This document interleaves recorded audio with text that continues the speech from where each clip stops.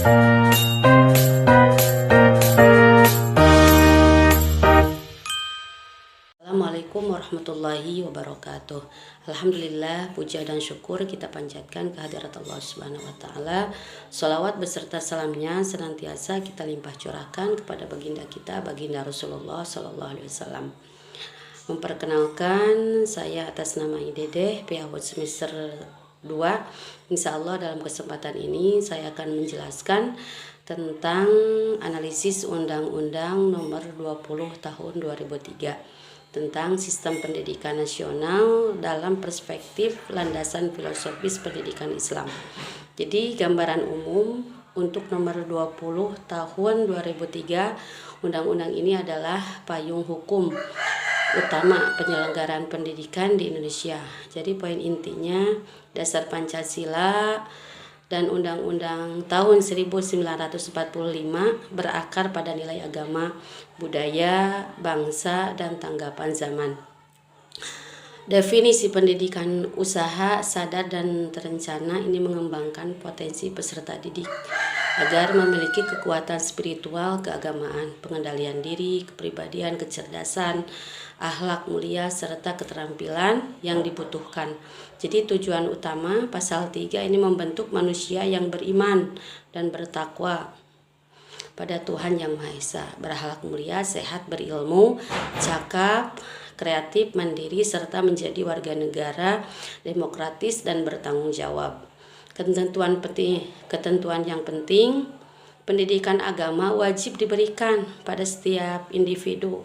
Setiap jenjang kurikulum wajib memperhatikan peningkatan iman, takwa, akhlak mulia, nilai agama. Jalur pendidikan ini melalui informal, formal atau informal, serta pendidikan keagama ini diakui secara sah. Landasan filosofis Islam dalam Al-Quran dan Al-Hadis ini yang berdasarkan Al-Quran. Satu diantaranya kita diperintah mencari ilmu. Tholabul ilmi fardhotun ala kulli muslimin wal muslimat. Itu dalam hadis. Mencari ilmu itu wajib ke setiap muslim dan muslimah. Terus ada lagi dalam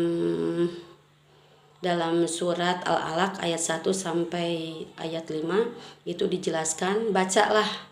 Jadi nama Tuhanmu menciptakanmu dan telah menciptakan manusia dari segumpal darah. Bacalah, dan Tuhanmu lah yang maha mulia, yang mengajarkan manusia dengan pena, dengan mengajarkan manusia apa yang tidak diketahui. Itu dalam surat Al-Alaq.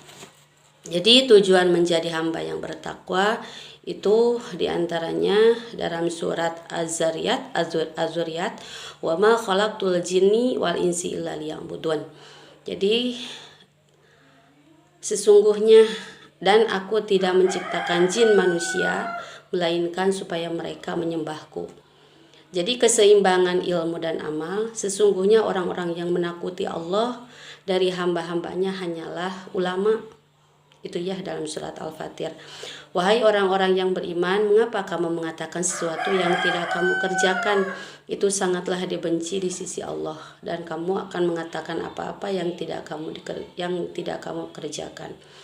Terus ada lagi pengembangan potensi manusia, dan dia menundukkan apa yang ada di langit dan apa yang ada di bumi untukmu semuanya sebagai rahmat. Itu dalam surat Al-Quran, dalam Al-Quran juga surat Al-Jasiyah ayat 13. Jadi ini yang mendasar dalam hadis tadi udah disebutkan ya, diantaranya kita kewajiban menuntut ilmu, tholabul ilmi fardhotun ala kulli muslimin wal muslimat. Dan ada lagi tujuan pendidikan. Ini akhlak mulia, sungguhnya aku diutus hanya untuk menyempurnakan akhlak.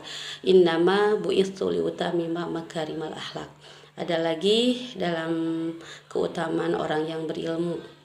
Orang-orang yang dermawan dan kuat bukanlah yang bisa memukul orang lain, melainkan orang yang menguasai dirinya ketika dia marah.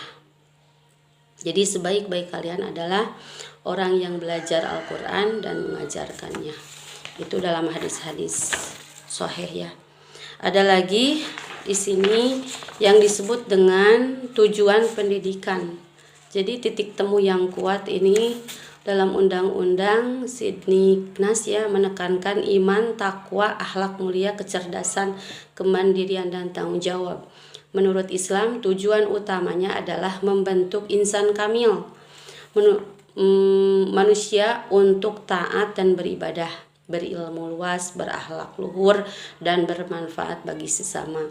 Kesesuaian keduanya ini menempatkan aspek spiritual dan moral sebagai fondasi utama, bukan sekedar transfer pengetahuan semata. Ada lagi hak atas pendidikan dan keadilan, terus cakupan materi pendidikan, pendekatan dan prinsip. Jadi kesimpulannya secara umum Undang-Undang Nomor 20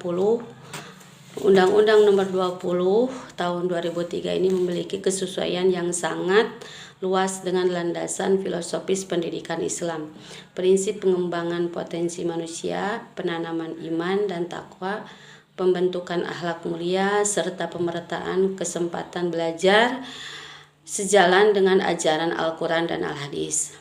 Undang-undang ini juga memberikan perlindungan hukum yang kuat bagi penyelenggaraan pendidikan bernuansa Islam di Indonesia.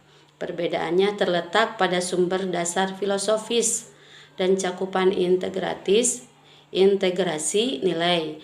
Namun hal ini tidak menjadikan keduanya bertentangan, melainkan saling melengkapi dalam membangun sumber daya manusia Indonesia yang berkualitas, beriman, bertakwa dan beradab.